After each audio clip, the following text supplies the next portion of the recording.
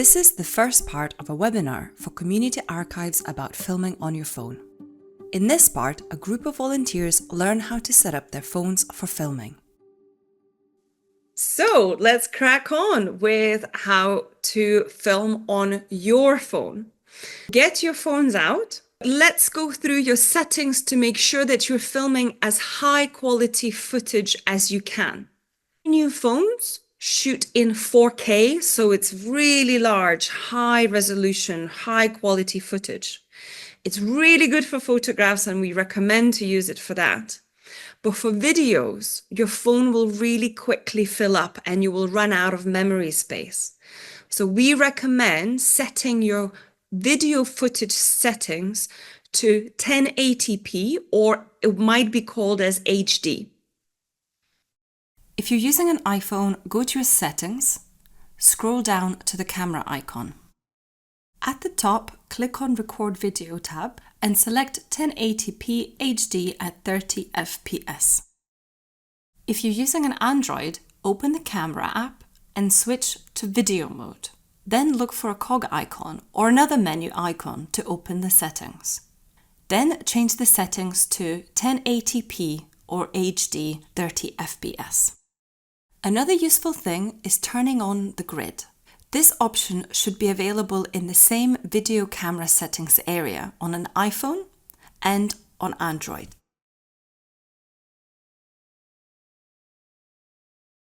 These guidelines on screen will help you to compose your shots better.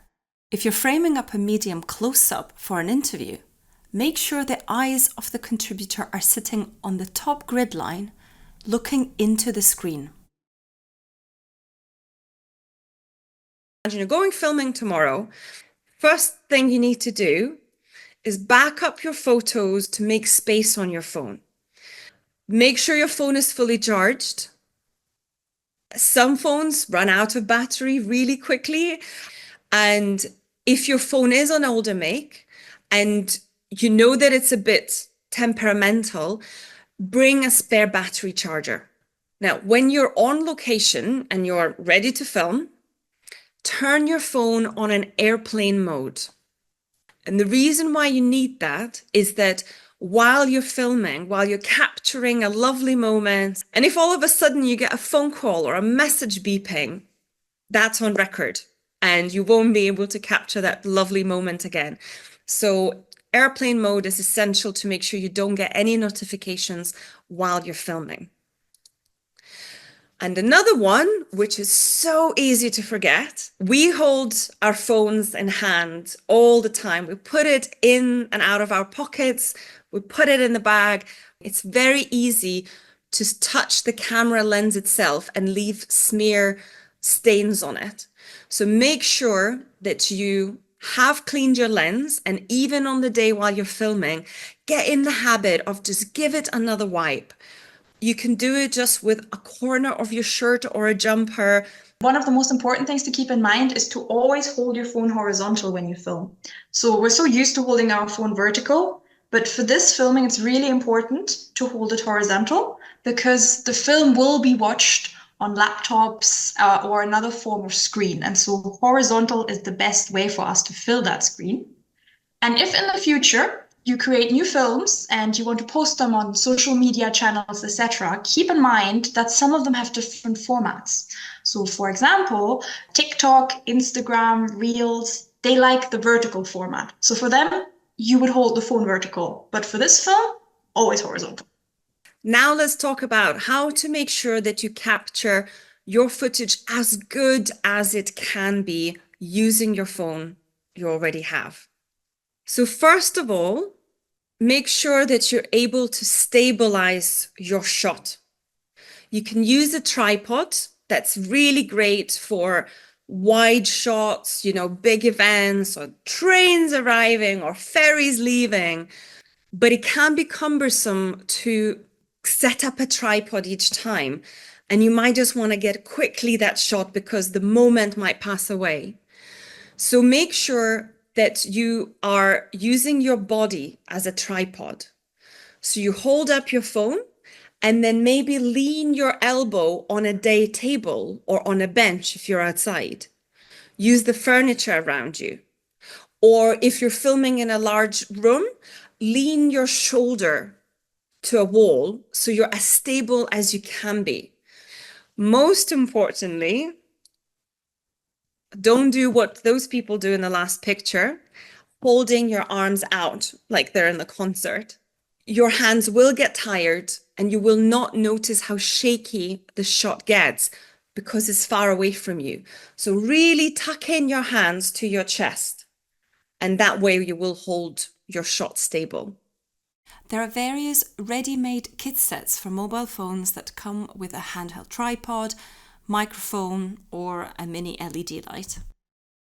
So you're almost ready to film, but there are a few more technical things to keep in mind when you're filming. An easy way to remember the tech check is remember word wafer. W stands for white balance. On phones and tablets, they're pretty much automatic now. And what white balance is making sure that the phone knows what is white meant to be, especially if you have like lighting from indoors and lighting coming from outside. Phones can sometimes get confused, and people, I'm sure you've seen in the photographs, look a little bit too green or maybe too purple. What that means is that the white balance is not right.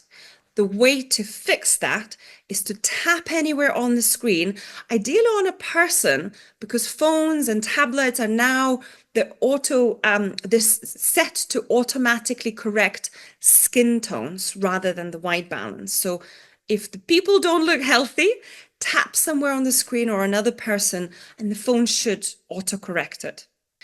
A stands for audio. Make sure that your audio level's at maximum. So on the phone side, you should have a couple of buttons or to go up and down. Set it to maximum. Camera apps, they will automatically go down if they need to, but it's better to start at the max rather than start too quiet. If you are using a microphone that you plug in, you will need to check that it's really working, because sometimes it's not fully plugged in. So you will want to do a little audio recording, take out the microphone and listen back to make sure that the microphone was plugged in that was recording. We'll cover a little bit more detail sound later on. F is for focus. We need to tell the camera what to focus on. Again, phones are now programmed to automatically search for faces. And E stands for exposure, and that's how bright the picture is. So I've got a little clip to show you how to do it on an iPhone as an example. First of all, you want to frame up your shot. Then, to focus on the subject, tap and hold to lock focus on the eyes. That's where we naturally look when someone's speaking. Then adjust the light or exposure to make the shot darker or brighter by moving the slider. I'll tap on the jug in the background to show you how the focus really works. See, the person is now blurry and the jug at the back is in focus. If the person suddenly moves out of the shot and then comes back in, the shot stays locked on the jug and doesn't automatically jump back to the person. Whereas if it's not locked, the focus automatically switches when something new appears in the shot. So to control the shot, you need to tell the camera what you want it to focus on and stay focused on throughout the duration of the clip. And the last one from the WAFER acronym is record. You'd be surprised how possible it is to forget to record. So make sure you're recording, and as you're filming, keep glancing on the phone. Is the red dot pulsating? Is it beeping? Does it look like you're recording? Keep checking. After the training, the volunteers made short promotional films about their community heritage groups. Here's how they got on with using their mobile phones. Just yesterday, I found myself filming something in the archive and automatically following the steps that you that you gave to us. I became conscious that I was doing it. Just simple things like turning the phone horizontally and checking the light levels, and things like that. You don't need to be technologically minded to do it. Some people might find it a bit more difficult, but again, I'd say ask people. It's, there's bound to be someone in your group, your team, that knows more than you do. But yeah, I found that was straightforward enough. Yeah, and it's. I'd never been aware before that there was a focus button in the centre of video screen. I'd learned that, and that was the one I often forgot to press. Well, I'd never used my phone on a tripod. Individuals will find that they're learning lots of new things, and it'll be individual for each, isn't it? That's the end of this part of the webinar about filming on your phone. Next, you should watch part 2, Framing the Shots.